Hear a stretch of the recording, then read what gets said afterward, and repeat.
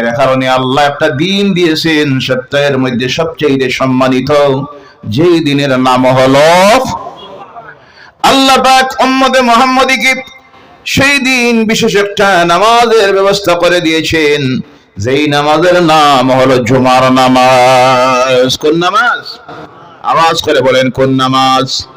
জুমার নামাজ আল্লাহ দিলেন। এর কারণে শুক্রবারের দিন যখন সূর্য উদিত হয়, হওয়ার সঙ্গে সঙ্গে আল্লাহর সৃষ্টির কুল মাখলুক যারা এই কিয়ামতের মহাপ্রলয়ের ডরে আর ভয়ে আল্লাহর দরবারে কান্দিতে থাকে আর ফানা চাইতে থাকে এই কিয়ামতের ভয়াবহতা থেকে। কিন্তু আফসোস লাগে, আল্লাহ পাক যাদেরকে সেই দিন ওই কিয়ামতের মহাপ্রলয় থেকে বাঁচানোর জন্য দিলেন জুমার নামাজ, ওই মুসলমান এমন মুসলমানও নাম দাঁড়িয়েছে সারা মাসে একটা জুমার নামাজে পড়ে না, আছে না নাই? জি, সারা বছরে পড়ে না, ইলাও আছে না নাই? এও তো মুসলমান। জি, এও মুসলমান নিনা না? ওই ইমান ঠিক আছে, ইমান ঠিক আছে, আমল একটু দুর্বল হইতে পারে কিন্তু ইমান ঠিক আছে। ইমান কারে কয় রে বেটা? এটা কি বড়খোলা বাজারে বিকে? জি, ইমানের পরিচয় আমলে। কোনটায়? আমলে পরিচয় দেয় ইমানের। আমল যত ভালো হবে, যত বেশি করে আমল করবে, তত ইমান মজবুত হবে, ইমানের নূর বাড়ে। বলে সুবহানাল্লাহ। আর যত আল্লাহর নাফরমানি করতে থাকে তখন ইমান দুর্বল হইতে থাকে, হতে হতে গিয়ে অনেকটা এমনও আছে ইমান চলে গেছে, আছে না নাই? সে নিজে বুঝতেই পারতেছে না, এরপরে দাবি করে ব্যস্ত তো যাইমু যাইমু, এটা তো কোনো সন্দেহ নাই। আরে ভাইয়েরা আমার, অনেক আছে, অনেক আছে জুমার নামাজ পড়ে না। তো বন্ধুর সঙ্গে বিকালে দেখা হইলো, ভাই জুমার নামাজে আজকে তোমার দেখলাম না। মারাত্মক ব্যাপার, আজকে তো আমার কাফল বালা আসলো না। জি, মানে তার মাসিক রোগ হইছে। নাউজুবিল্লাহ বলেন। মুমিন সেই ব্যক্তি যার শরীর কাপড় সর্ব অবস্থায় পাক থাকে, তার নাম হলো মুমিন। কথা ঠিক কিনা? আর ওই পরিষ্কার পরিচ্ছন্নতা থাকাই তো হলো ইমানের অর্ধেক। কিসের অর্ধেক? আত-তুহুরু নিসফুল ঈমান। অন্য জায়গায় আল্লাহ বলছেন ইন্নাল্লাহা ইউহিব্বুল মুতাতাহহিরিন। আল্লাহ পছন্দ করেন, ভালোবাসেন যারা পরিষ্কার পরিচ্ছন্ন থাকে। সারা বছর, সারা মাস, সারা সপ্তাহ শরীর নাপাক, কাপড় নাপাক, সব নাপাক। এই নাপাক অবস্থায় যদি মওত হয়, আল্লাহ কাউকে দেউক না, সকলে বলেন আল্লাহুম্মা আমিন। নাপাক অবস্থায় যদি মালাকুল মউত আজরাইল সামনে চলে আসে আর মওত হয়ে যায়, তাহলে আল্লাহর রহমতের ফেরেশতারা তখন কিনারায় আসবে, জবান দিয়ে লা ইলাহা ইল্লাল্লাহু মুহাম্মাদুর রাসূলুল্লাহ বাইর হবে। তখন ফেরেশতা আসবে জাহান্নামের, দোজখের ফেরেশতা আসবে রূহ কবজ করার জন্য। রূহ কবজ করা হবে, রূহ নিয়ে রাখা হবে ইল্লিয়িন, না সিজ্জিনের মধ্যে। কোন জায়গায়? সিজ্জিনের মধ্যে। বদকারদের রূহ যেখানে রাখা হয় সেখানে রাখা হবে। তাহলে আমাদের মওত কার কোন সময় হবে আমাদের জানা আছে? জি, সুস্থ যুবক বাইর হলো, সম্ভবত আপনারা মিডিয়া দেখেছেন। ওই আমার বাইরের যে কথা বলেছিলাম, ওনার দুইজন ছাত্র গেল স্যারের জানাজার নামাজে শরীক হওয়ার জন্য। জানাজার নামাজ পড়ে রওনা করেছে, 5 কিলোমিটার দূরে মাত্র এসেছে, বাড়িতে যাওয়ার 3 কিলোমিটার বাকি। রাস্তায় বাইক অ্যাক্সিডেন্ট হলো, দুটা যুবক স্পট ডেড হয়ে গেল। আল্লাহ তাদেরকে শাহাদাতের মর্যাদা দেখ, সকলে বলেন আল্লাহুম্মা আমিন। এই হলো আমাদের জীবন। আসি এখন, কালকে নাও থাকতে পারি। কথা ঠিক কিনা? এর জন্য সর্ব অবস্থায় আমাকে আমি পরিষ্কার পরিচ্ছন্ন পবিত্র রাখতে হবে। অনেক আছে স্ত্রী বিকালবেলায় জিগায়, আজকে জুমার নামাজ পড়িছো তুমি? মারাত্মক ভুল হয়ে গেছে, আজ যে শুক্রবার আমার জানাও নাই। নাউজুবিল্লাহ বলেন। আল্লাহর ওয়াস্তে করেছেন, অনুরোধ রাখি জুমার নামাজকে কজা করবেন না, কারণ এর কজা আছে, কজা আছে। জোহর কজা হয়ে গেল আমার, আসরের সময় আমি জোহরের কজা পড়তে পারবো, আগামীকাল এর কজা আদায় করতে পারবো।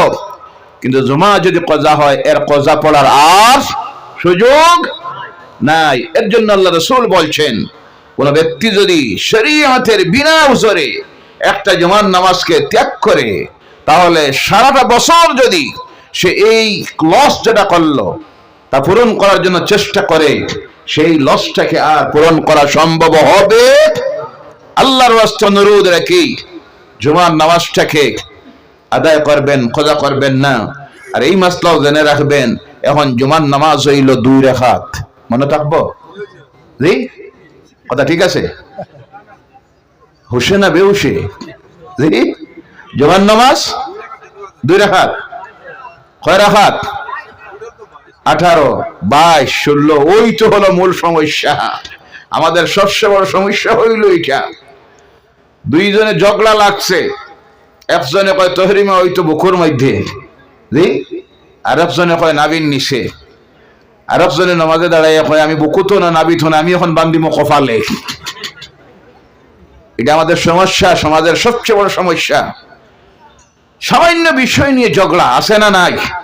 জি, যে ঝগড়ার কারণে সমাজে অশান্তি তৈরি হচ্ছে, শান্তি আসতেছে না, ফিতনা আরো বাড়তেছে না কমতেছে? কথা বলেন। বাড়তেছে। ভাইয়েরা আমার, কম পক্ষে জুমার নামাজ পড়তে হয় 12 রাকাত। কত রাকাত? কম পক্ষে, এটা নিম্ন পক্ষে বলছি।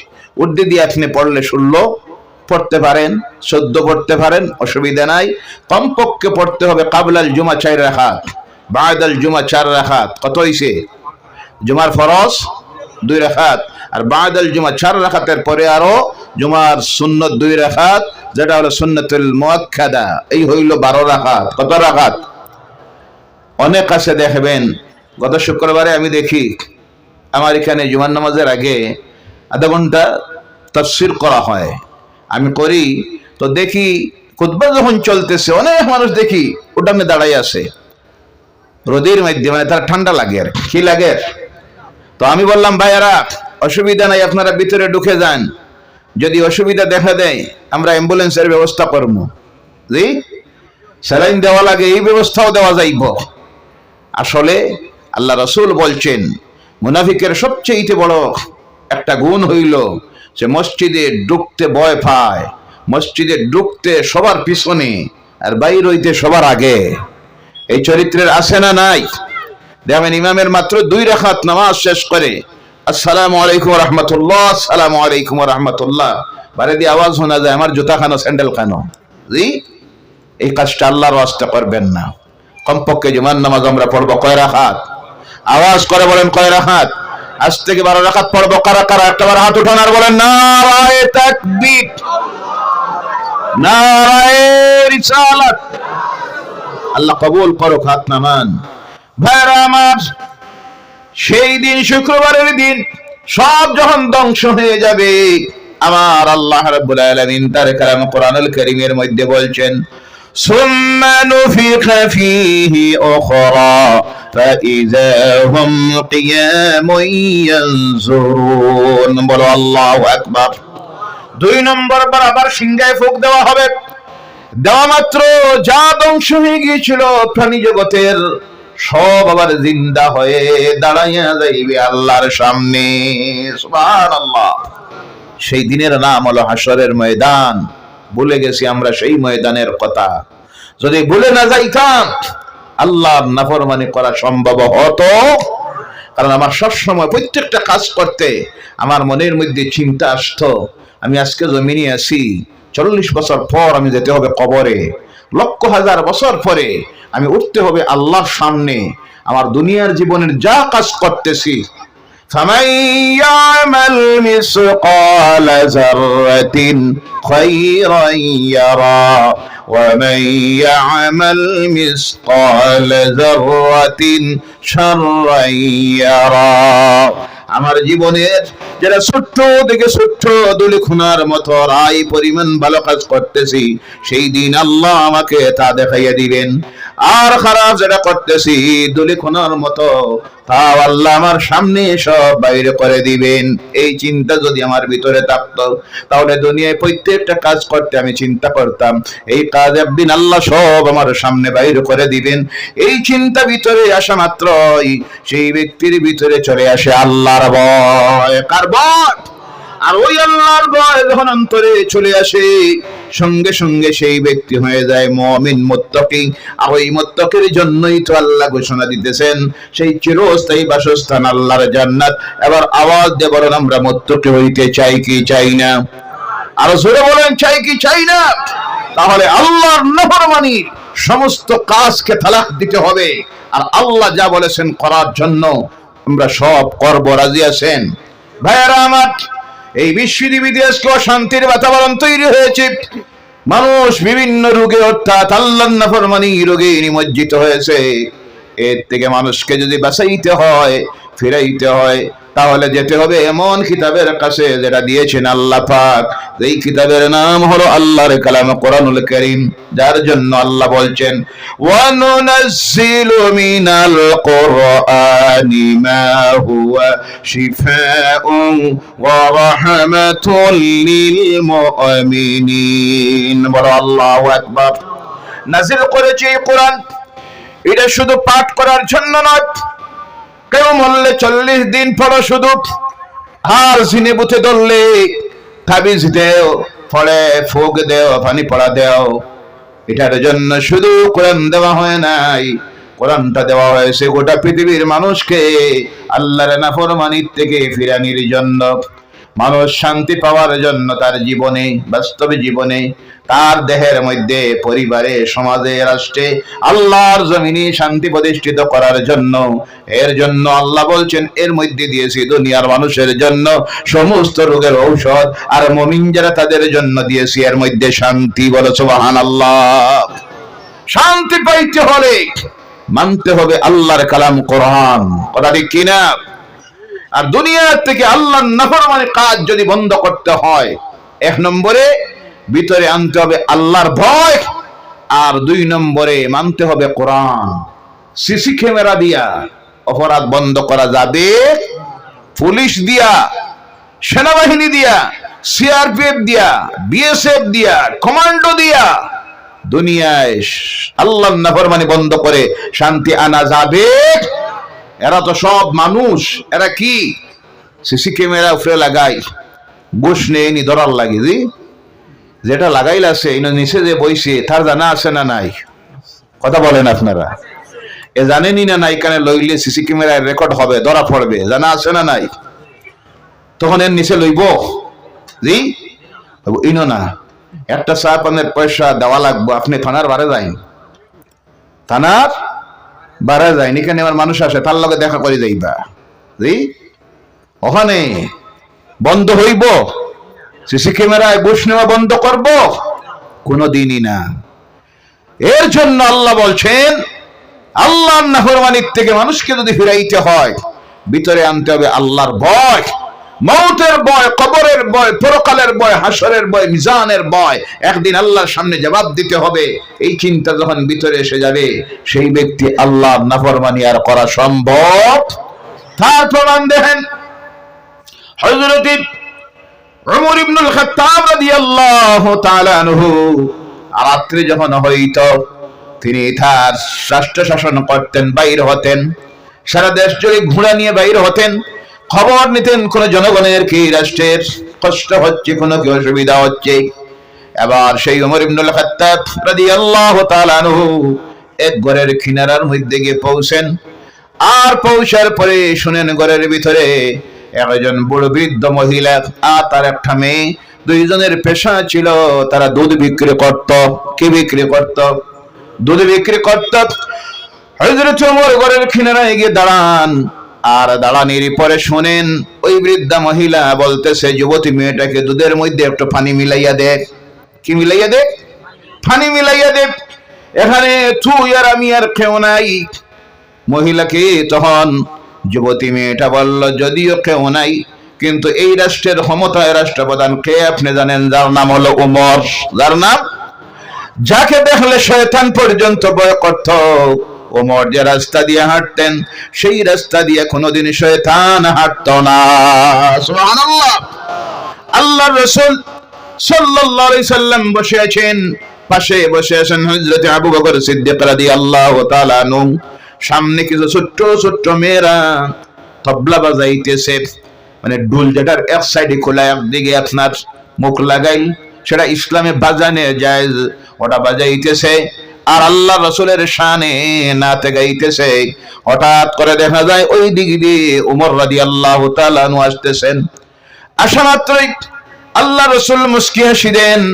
উমর রাদিয়াল্লাহু তাআলা আনহু প্রশ্ন করেন, ইয়া রাসূলুল্লাহ সাল্লাল্লাহু আলাইহি সাল্লাম, আমি আসা মাত্র আপনি মুস্কি হাসি দিলেন, তার কারণ কি বুঝলাম না। আল্লাহ রসুল বলেন, উমর তোমার কারণে নয়, তোমার থেকে কোনো বেয়াদবি হয়েছে তাও নয়। এতক্ষণ আমি দেখতেছিলাম মেয়েরা যখন গাইতেছে ওই কিনারায় শয়তান দাঁড়াইয়া দেখতেছে, আর হঠাৎ করে দেখি তুমি ওমর যখন এদিকে আসতেছ শয়তান দৌড়ানি শুরু করে দিছে। সুবহানাল্লাহ। ও আমার ভাইরা, সেই মেয়েটি তখন বলে, মা যদিও এখানে কেউ নাই, খবরটা যদি ওমরের কাছে গিয়ে পৌঁছে যায় তাহলে বিরাট অসুবিধা হবে। বৃদ্ধ মহিলা তখন বলে তার মেয়েকে, এখানে ওমর নাই, ওমর শুনবে না। তখন মেয়েটা বলল, মা ওমরও নাই, কেউ দেখতেছে না, কিন্তু দেখার একজন আছেন, তিনি তো সব দেখতেছেন, যার নাম হলো আল্লাহ। ঠিক। হযরত ওমর রাদিয়াল্লাহু তাআলা আনহু ঘরের বাইরে দাঁড়িয়ে এই আলোচনা যখন শুনলেন, ঘরের ভিতরে যেমনি ঢুকেছেন মহিলা ভয় পেয়ে গেছে। তিনি বললেন, মা ভয়ের কারণ নাই, তোমার ওই মেয়েটাকে আমি আজকে আমার নিজের ছেলের বউ হিসেবে বানাইয়া নিব। বলো সুবহানাল্লাহ। সেই মেয়েটা উনি তার নিজের ছেলের বউ বানাইয়া নিলেন। কোন গুণ দেখে? সৌন্দর্যতা? জি, কোনটা? আল্লাহর ভয়। কোনটা? সৌন্দর্যতা নয়, মালা নয়। এখন তো বিয়া শাদী করতে গিয়ে এক নম্বরে জিজ্ঞানীয় মেয়ের বাবা কি করে, ভাইয়ান চাকরিয়ান আসেননি, ব্যবসায়ী আসেননি, জি মেয়েটা কেমন সুন্দর।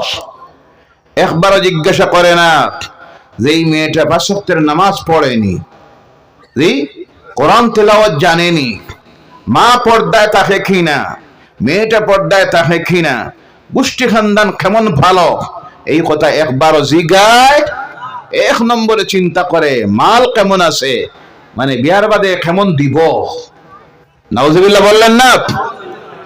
মাল আর মালের চিন্তায় আরো একটু জায়গা দিবেন, দেখার দরকার নাই, বারবার আপনাদেরকে কষ্ট দিতে হচ্ছে। আমার বাম দিকে একটু জায়গা আছে, ডান দিকে আরো একটু চাপাইয়া বসেন। লা ইলাহা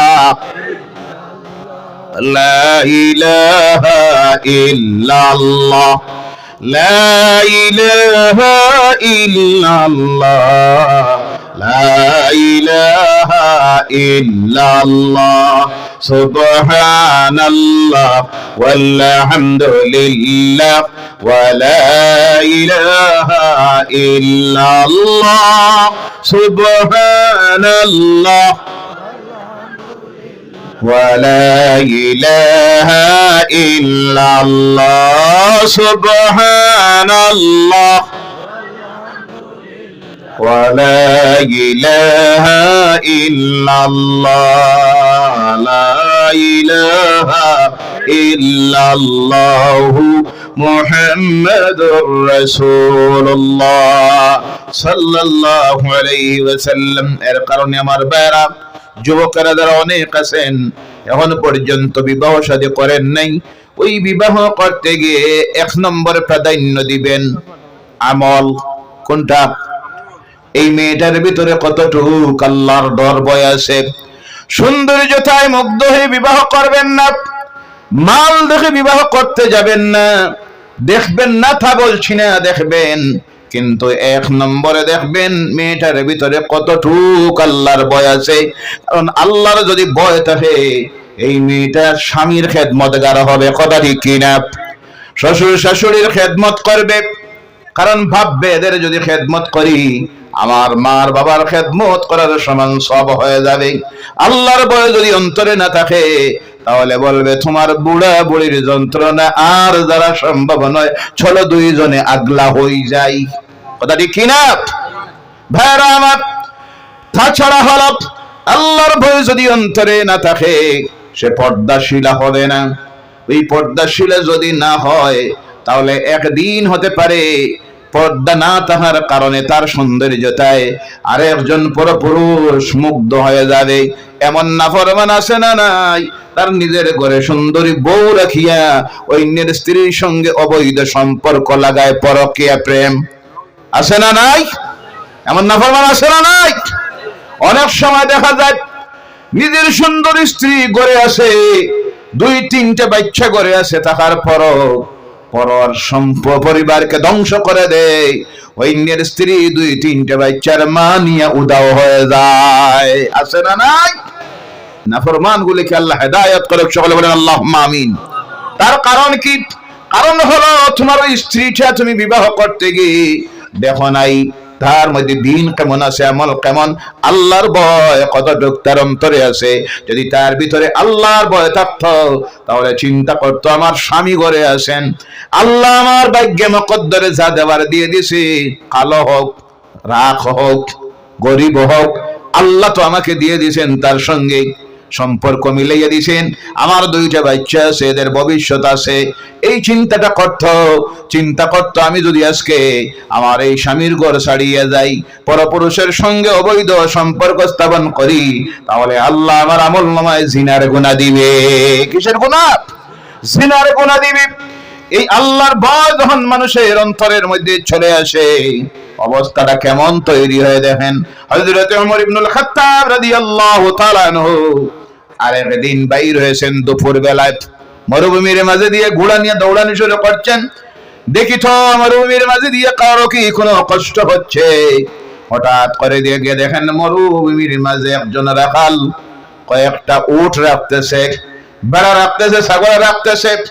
এখনো অনেক সময় মক্কাতুল মুকাররমা থেকে মদিনায় যাওয়ার সময়, দিনের বেলায় মদিনা থেকে জিদ্দায় অথবা মক্কায় আসা যদি পড়ে, মরুভূমির মাঝে বিভিন্ন জায়গার মধ্যে দেখা যায় মানুষ নাই, গাছ নাই, বাড়ি নাই, শত শত কিলোমিটার দূর মালুকারাশি খোলা ময়দান, আর মাঝে মধ্যে ছোট ছোট একটা কুড়ে ঘর। ওই ঘরটা হলো রাখালের থাকার ঘর, আর সঙ্গে তার দেখা যায় শত শত উট আর বেড়া। এইভাবে একজন রাখাল মরুভূমির মাঝে ছাগল চড়াইতেছে। ওমর ইবনুল খাত্তাব তার কিনারার মধ্যে গিয়ে গুড়াবন করে নামলেন। সে চিনে না উনি হলেন অর্ধেক পৃথিবীর শাসক। সুবহানাল্লাহ! এই আজকের যে পৃথিবী, অর্ধেক পৃথিবীকে যিনি শাসন করেছিলেন তিনি হলেন ওমর ইবনুল খাত্তাব রাদিয়াল্লাহু তাআলা আনহু। সুবহানাল্লাহ! সেই ওমর যখন কবরস্থানের কিনারায় গিয়ে দাঁড়াইতেন, এত কান্দিতেন, সাহাবায়ে কেরামরা বলছেন ওনার কান্দার হাবভাবে বোঝা যাইতো ওমর কাঁদতে কাঁদতে মনে হয় কান্দার অবস্থায় মারা যাবেন। বলে সুবহানাল্লাহ! দোয়া করতেন কবরস্থানের কিনারায় দাঁড়াইয়া, আয় আল্লাহ, ওমরকে যদি তুমি মানুষ না বানাইয়া জমিনে পাঠাইতা না বহুত ভালো হইতো। আল্লাহ, তুমি যদি ওমরকে গাছ বানাইতাক তাহলে মানুষ কাটিয়া জ্বালাইতো, আমার জীবন শেষ হয়ে যাইত। আল্লাহ, তুমি আমার যদি কোনো জন্তু বানাইতে, ছাগল বা অন্য কিছু, মানুষ জবে করতে খাইতো, আমার জিন্দিগিটা শেষ হয়ে যেত। আল্লাহ, আমি ওমর চিন্তা করি, ওই যে সামনে কবর, আমি কি নিয়ে সেই কবরে যাব, এই কবরের সল জবাবের কি জবাব দিব, এই কবরে আমি ওমরের কি অবস্থা হবে। এই বলে ওমর কান্দিতেন, দাড়ি ভিজে, চেহারা ভিজে, বুক ভিজে ভিজে যাইতো। বলে সুবহানাল্লাহ! আমরা কান্দি, জি কান্দিছি, কবরস্থানের কিনারায় তো যাই না, কান্দবো আবার কোথার থেকে? কবরস্থানের কিনারায় বেশি বেশি করে যাবেন, কবরের কিনারায় গিয়ে দাঁড়াবেন, তখন দেখবেন ওই সামনে যার কবর। একদিন ছিল প্রেসিডেন্ট সাহেব, জি বহুত বড় জমিদার, শরীরের শক্তি, টেকার বল, জনশক্তি, আর সব শেষ, নিশ্চিন্ন হয়ে গেছে মাটির সঙ্গে মিশে, অসহায়, কোনো ক্ষমতা নাই। ওমর রাদিয়াল্লাহু তাআলা আনহু গিয়েছেন রাখালের কিনারায় গিয়ে বলেন, রাখাল রে, আমি একজন পথিক মুসাফির, আমার অনেক ক্ষুধা লাগছে, পিপাসা লাগছে, তোমার এই ছাগলের মধ্যে দেখতেছি অনেক ছাগল আছে, দুধ দহন করলে দুধ দিবে, তুমি যদি আমাকে সামান্য দুধ দিতে, আমার ক্ষুধাটাও মিটতো, পিপাসাও মিটতো। তখন রাখাল বলল, আপনি মনে হয় জানেন না, আমি এই ছাগলের মালিক নই, আমি হইলাম রাখাল, আমি রাখাল। তিনি বললেন, খুব ভালো বুঝতেছি, তবে একটা কথা শোন, এখানে তুই আর আমি আর কেউ নাই। এখানে যদি তুই আমারে একটু দুধ দিয়ে দেস, আমি তোরে কিছু পয়সাও দিব, তাতে কেউ দেখবে না, মালিকও জানবে না, কোনো অসুবিধা নাই।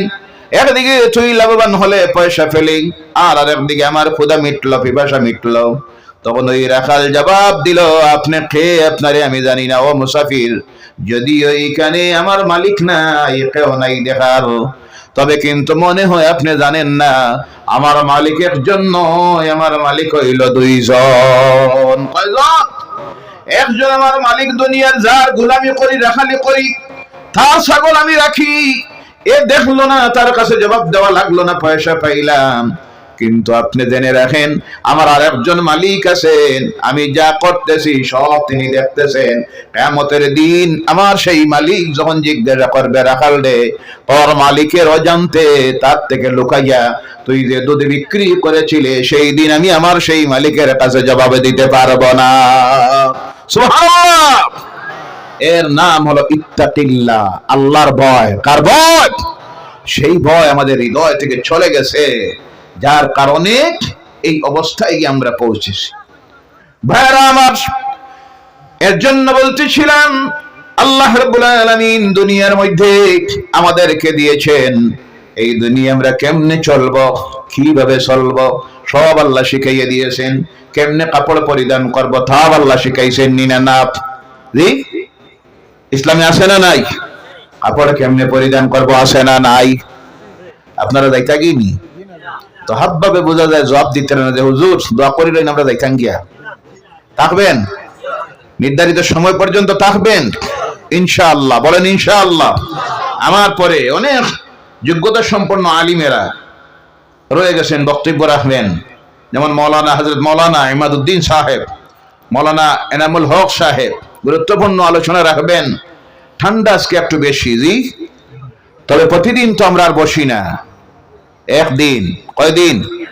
এক রাত। কয় রাত? চাইলে আমরা এক রাত দিতে পারিনি না না? ইনশাআল্লাহ। বলেন ইনশাআল্লাহ।